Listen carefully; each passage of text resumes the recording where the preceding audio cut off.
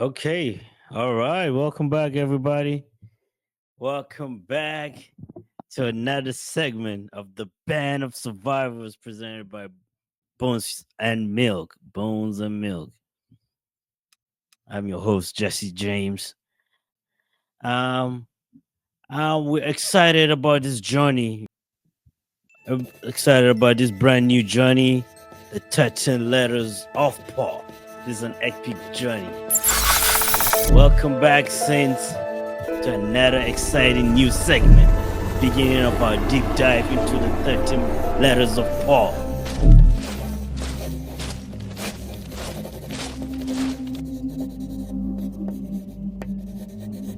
Now I know what you might be thinking. And these Paul's love letters to the church? Yeah, let's be real. Some of them were like, we need to talk. We got some words of encouragement, some words of wisdom, some beautiful teachings, beautiful sayings. But also remember, we got words of rebuke, correction, and some few spiritual gut punches. Yet through it all, every letter is wrapped in grace, truth, and unshakable call to walk in the spirit. So before we jump into Paul's words, let's get to meet the character himself, the myth, the legend, Paul, the main character of our story.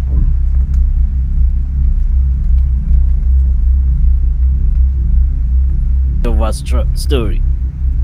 Trust me, the origin stories has a huge plot twist.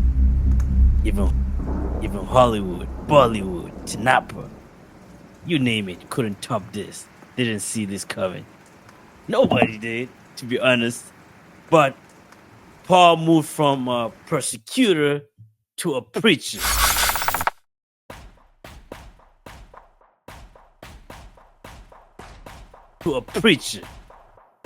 What a transformation. Paul didn't just start off as any guy we know or love. Hell no.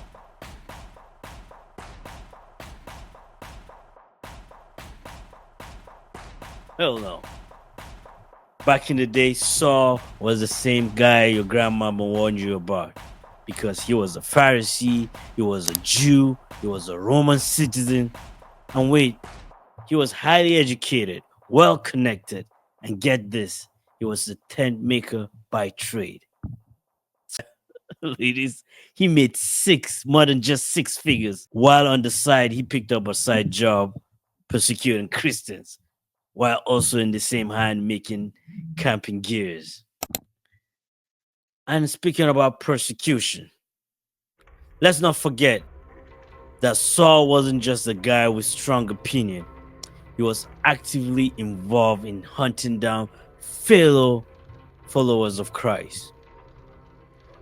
He even stood by nodding approval as Stephen was stoned to death. If there was ever a most wanted posters for the enemy of the early church, believe me, Saul's face would be on the top right corner. And just like that, bam, Jesus showed up literally while on his way to Damascus. Jesus didn't just send a gentle invitation. He knocked Saul out of his high horse. So once Saul got his side back, he also got a new mission. Instead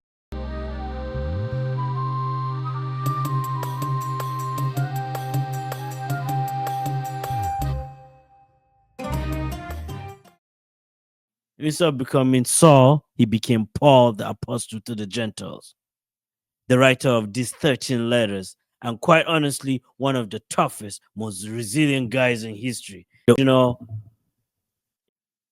the first century vibe check. Let's go.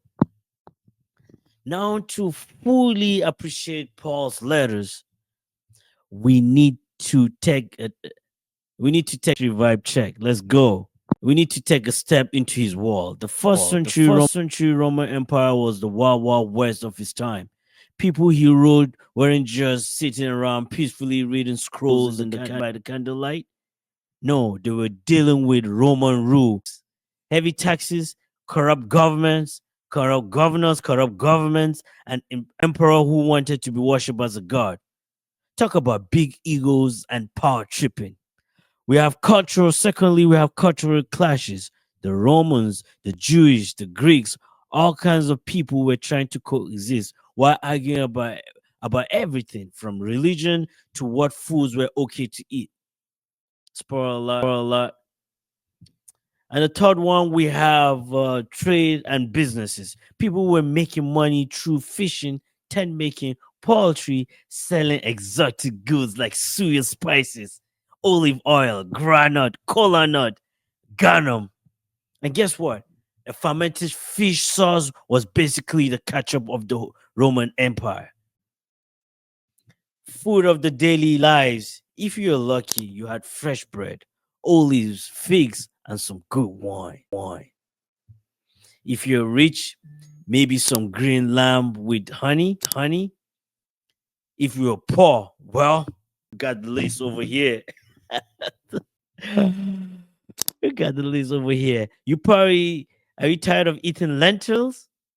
Because they were like G2, Gari, Gayantuo, Amala, Kosh and Dosh, Kunuzaki, Kunundawa, Zoborodo, Agege bread, Malaka, Gwaza, Periwinkle, Shinge. Well, let's get back to Paul.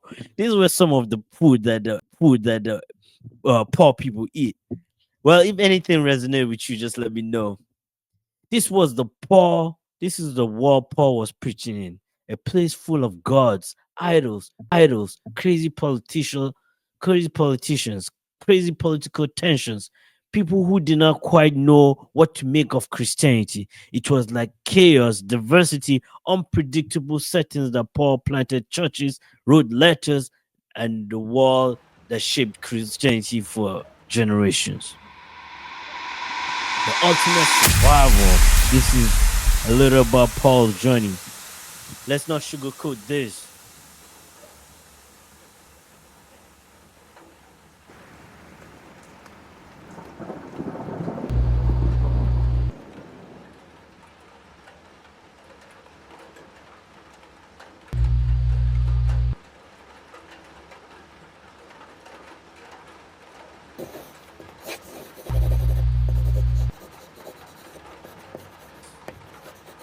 Paul's life conversion wasn't exactly smooth sailing. He survived so many things. He survived beatings, shipwreck, imprisonment, snake bites, betrayal, and loneliness. Yet through it all, he never stopped preaching. He never stopped writing. He never stopped pushing forward. If anybody belongs in the Band of Survival Hall of Fame, it will be Paul. So what's next? Let's buckle up. Let's onions down to Philemon. We're gonna go through one by one the letters, and that, my friends, this is where we begin. Over the sessions, we're gonna do a deep dive on each of Paul's letters, breaking them down, studying their messages, and figuring out how it can apply to us today. From his first letters to the last, we see how Paul encourages, warns, and teach, reminding us that our hope we have is in Christ. So let's buckle up because this is gonna be a ride. Let's dive in. Let's dive in. Let's dive in.